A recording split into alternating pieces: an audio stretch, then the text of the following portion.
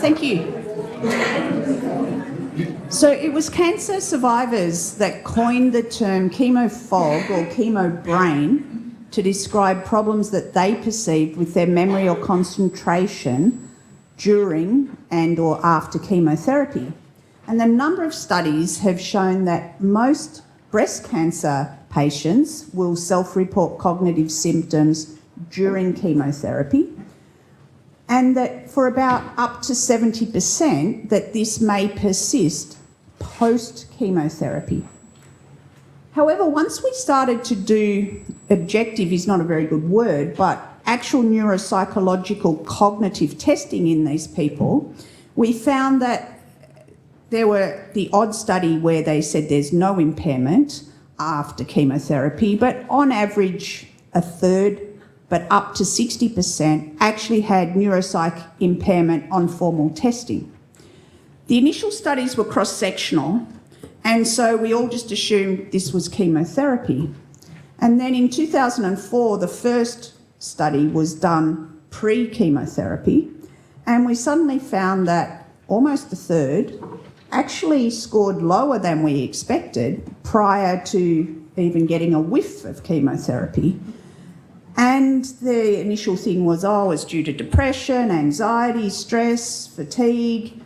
And once we started looking at the data, there was actually, with the exception of one more recent study sort of suggesting maybe it's post-traumatic stress disorder, but there was actually a real lack of association with those variables and the cognitive performance. So I started working on this at the start of my PhD in 2003, and the more I study it, the more I know we don't know, but this is what we do know. It doesn't affect everybody, but it seems to affect a subgroup of cancer survivors, and I think it's probably about a third that have ongoing persistent problems with this. The term chemobrain is not a good term because we now know that it's probably cancer brain, but that's a good nickname, but the sort of slightly more scientific term we're tending to approach is cancer-related cognitive impairment.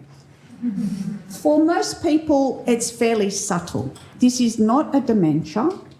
It's different in that it mainly affects frontal subcortical type of impairment.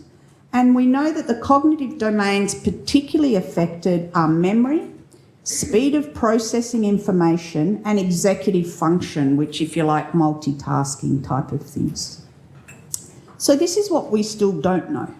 We actually don't have a good idea of the incidence and duration. We do not know the etiology. However, our hypotheses are that it's probably direct toxicity either from the cancer and or the cancer treatment. Certainly that inflammation seems to play a role. Early on it was all thought that all the work was done in breast cancer, it's early abrupt menopause and it's changes in sex hormones. The literature doesn't support that. We wondered if there was microclotting happening in the CNS. Again, probably not. And it doesn't affect everyone, so is there a genetic predisposition? So people with lipoprotein epsilon 4 are predisposed to Alzheimer's or to cognitive impairment after a head injury. So is that what's involved? What are the actual risk factors? And most importantly, we don't know how to prevent it and we don't know how to treat it. So what am I going to talk to you about for the next 15 minutes? I'm actually going to pick out some of the sort of landmark studies that show we have actually made large progress. The first really good study in this area was published in 1998. So we're sort of 20 years down the track. We have made progress. So I'm going to pick out a few that highlight some of those things and point us in the direction of where to go. This first study was from the German group, and why it's important was it was looking at people pre-neoadjuvant chemo and surgery. So they haven't had chemo, they haven't had surgery. And a third of the breast cancer survivors had cognitive impairment. They tested them again 6 months later, 50% were stable, But approximately a quarter, their cognitive function had improved, but probably of more concern, another quarter had declined. Another study from Jeff Weffel, who's at MD Anderson. It's a small study, only 42 breast cancer patients. They found 21% cognitive impairment, but during chemo that went to 65%. And then what's of interest, but again, I've got to say, small study and a lot of dropouts, so that post-chemo there was 61% with cognitive impairment. 71% had continued to deteriorate, but of concern, 21% were not initially impaired and had new delayed cognitive decline, which made us start thinking, is there some sort of accelerated cognitive ageing going on? The duration, in our prospective longitudinal studies, we're only out to 2 years in truly following through. But this very nice study from the Netherlands, from Sanne Schagen's group, showed that was looking at breast cancer patients who were 21 years post-chemo. Now, it's with CMF, which we don't use now and we know was more neurotoxic than what we do use now. But they had 200 patients, compared it to patients taken from the Rotterdam with non-cancer of 1,500 patients. The breast cancer patients who had all received chemotherapy did worse on both immediate and delayed verbal memory, speed of processing information, executive functioning, and psychomotor speed. They had more cognitive symptoms, but less depressive symptoms. This is 20 years after diagnosis and treatment. I'd like to take you through our colorectal study in cognitive functioning, because this is the largest study that has been done to date that's prospective longitudinal with comprehensive treatment. Comprehensive neuropsychological testing. So you saw this earlier, but just to remind you, basically we're interested in localised colorectal cancer. 173 went on to receive adjuvant, 116 no chemo. There's a metastatic group, healthy controls. And they're on average at baseline, no chemotherapy, 7 to 8 weeks. This is basically summarises the study. So if you have a look, down here are our healthy controls. And you will notice straight away that there's a huge difference between the cognitive impairment in all of the colorectal cancer patients compared to healthy controls at every time point. So at baseline, here you've got like 45% cognitive impairment in the localised cancer patients compared to 15% in healthy controls. And 15% is what we'd expect in the general population. Our primary endpoint was 12 months, and what you see is that there's, say, 42% impairment in the localised colorectal compared to 13% in the healthy controls. The other striking thing is, and this was a surprise, there was no difference in those who received chemo compared to those who did not receive chemotherapy at any time point, nor was there a statistical difference by stage of disease, including those with metastatic disease. The cognitive domains were impacted were similar to what's in the literature, and it included processing speed, verbal memory and learning, and attention and working memory.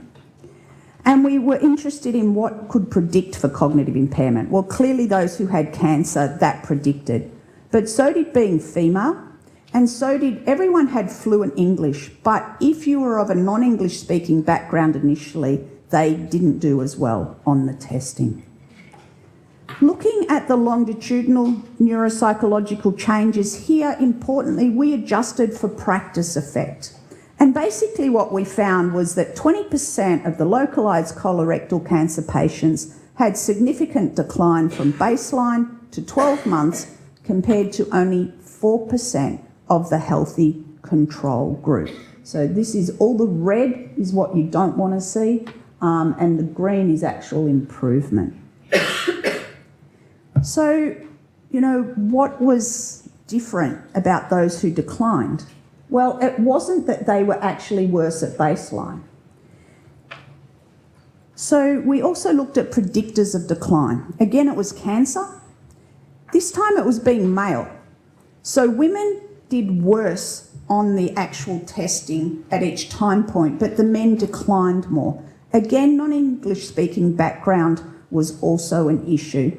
And chemotherapy was also significant, but once we adjusted out for things like age, gender, education, that sort of came out in the wash. What about their cognitive symptoms? So at baseline, again, the blue is the healthy control group. This time, higher score is worse. So what we find is all the cancer patients had more cognitive symptoms at baseline compared to the healthy controls.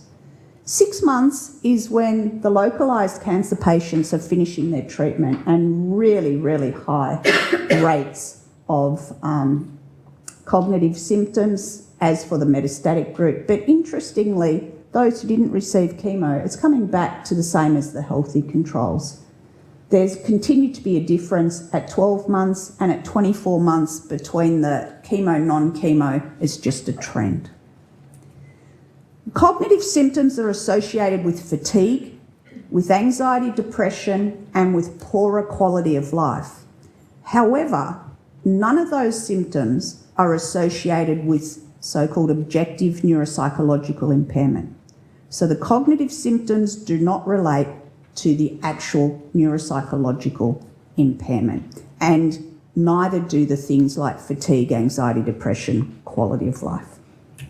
One of the things in this study, we had very comprehensive biological correlates, thinking we were going to get at all the underlying mechanisms, and we did a lot of cytokines. We had a panel of 10.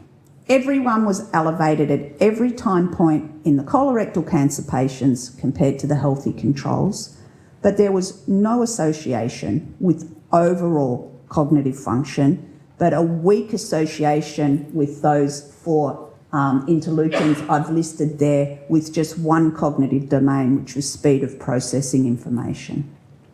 The only other thing of the different bloods that we did, that there was a moderate association in women with estradiol. So lower levels of estradiol had more cognitive impairment, both on individual domains and also overall. Looking at the ApoE, about 22% did have at least one allele of the E4, which is what you don't want to have. But again, there was a trend, but this was not significant. This is different to small samples in breast cancer where they're suggesting a difference, but this is a much larger group and we did not find a difference. I put this slide in just to sort of show to you that it's not only chemotherapy, this is breast cancer studies. There is a bit of conflict in the evidence. Early cross-sectional studies suggested there was no difference between chemo plus chemo and tamoxifen, but other studies have shown people that receive tamoxifen as well do worse. The ATAC study was comparing anastrozole and tamoxifen, and they did worse than healthy controls on some of the cognitive things. IBIS is not in women who have cancer, but ones who are at high risk, no difference. But I think the best study, again, is from the Dutch group, from Schilder, because these women had not received chemo, so there's less confusion, and it's longitudinal. And there was definitely cognitive impairment in those who received tamoxifen compared to exemestane or to healthy controls. My rodents aren't quite as cute as the ones that Adam showed. But looking at the different, what are the mechanisms? So the animal models really have helped us. There is no doubt that chemotherapy, despite what we were taught in medical school, does cross the blood-brain barrier. And work from Jörg Dietrich has shown that it can be toxic to progenitor cells, leading to increased cell death and suppression of cell division. Both groups that I've worked with and other groups have clearly shown that methotrexate and 5-fluorouracil in rats can cause cognitive issues using things like the novel object recognition test, which Adam took us through. And one of our previous PhD students, Joanna Fardell, did studies showing it's not just those drugs, but also docetaxel, oxaliplatin, and then she did one very nice study with the rats showing that physical activity, so whether they got access to running wheel or not, basically ameliorated the effects of the chemotherapy. Some more recent work from Kobe Heijnen, who's now at MD Anderson, with cisplatin, has suggested that there could be a problem with white matter integrity and with mitochondria, and she's done some work suggesting that metformin, which is a anti-diabetic drug, has shown that maybe that protects the mitochondria and decreases cognitive impairment. Adam's work is really important because it's moving, all those studies I just showed you in the rodents are giving them chemo or normal saline, but they didn't actually have the cancer. So we combine his work with the chemotherapy work and we move it along and we'll be able to tease out a bit better. And of course, the rodents have the great advantage that you can get brain tissue afterwards. Brain imaging studies have also been really helpful.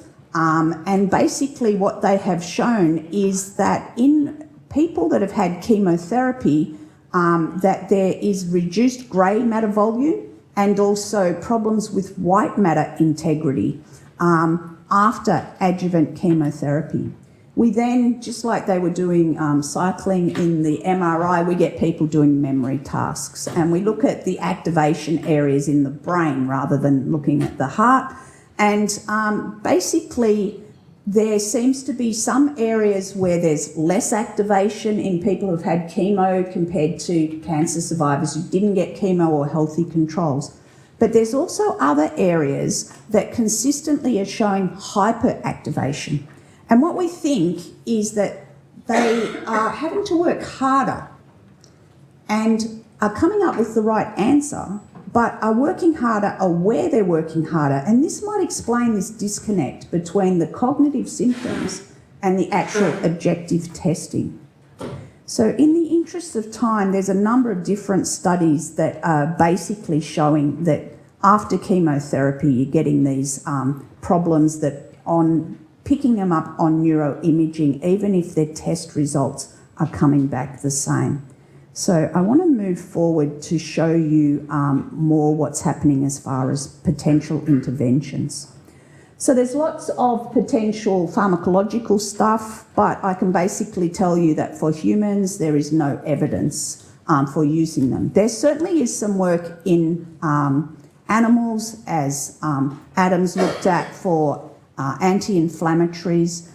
There has been some stuff showing that some of the Alzheimer's drugs may be helpful, but aren't obviously without side effects. And erythropoietin worked at the time, but afterwards no difference whatsoever. And the stimulants such as methylphenidate, there's been sort of some mixed pictures. So again, at this stage, I would not be using any of them. The physical activity, there's our nice little study with our rats, but there's also been a pilot study in humans, cancer survivors, and there's lots of work in the elderly who, not that have had chemotherapy, but sort of mild cognitive impairment showing a benefit. So I would certainly support that. We've got a study looking at ginkgo biloba, but again, I would not use that outside of clinical trial.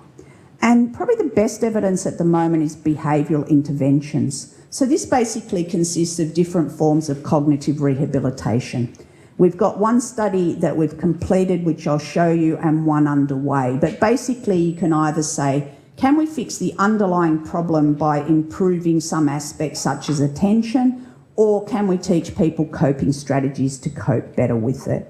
And this was a study that one of our PhD students completed and was presented at ASCO and published in JCO, which is a web-based cognitive study. It's a randomised controlled trial where we had 242 patients who all complained of cognitive symptoms 6 to 60 months post-adjuvant chemotherapy, randomised to a home-based computer rehab program, which we nicknamed brain training, for 4 times a week for 15 weeks or a control group. And basically, this is what we found. Our primary endpoint was cognitive symptoms. There was a significant improvement in the cognitive symptoms, and it was sustained not only at the end of the intervention, but 6 months later, which is fantastic. What was not quite as exciting was that there was no difference when we did our cognitive testing. That may be partly the type of testing that we did, but nevertheless, definitely improved symptoms, not convinced at this stage about actual objective cognitive testing. As well as improving cognitive symptoms, there was certainly some improvement in anxiety, depression, fatigue, quality of life, and stress. So my take-home messages: the preclinical studies clearly show that chemotherapy causes cognitive impairment. In the human studies, we know that many patients have cognitive symptoms, particularly after having had chemotherapy, that a subgroup of people have objective cognitive impairment.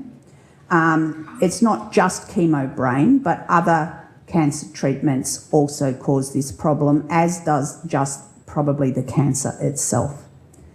There's a lack of association between symptoms and objective cognitive impairment, and the objective impairment is not associated with fatigue, anxiety, depression, or poorer quality of life.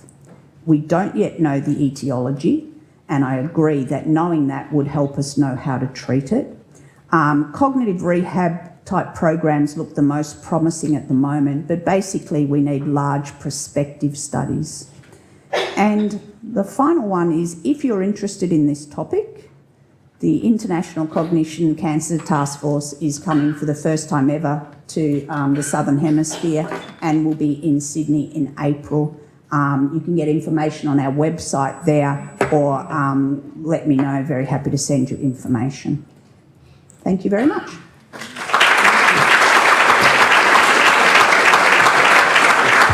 Thank you, Janette, for a fabulous and very interesting presentation. I think, I'm just mindful of the time, but I think we might just take one question, if there's one particular burning question. I can't see, sorry. Yes, thank you. Thank you very much for an excellent presentation. Is there any way to grade the cognitive impairment? Because 30% get it, but mild, moderate, severe. Is there any grading system for it? We certainly look at how many standard deviations people are below the normal. For most, it's subtle, but there is an even smaller subgroup for whom this is quite devastating. So I see people in my clinic, and of course they're partly sent to me because people know I deal in this area, who have had to give up their jobs, for whom it's not subtle at all. But for most, it's relatively subtle.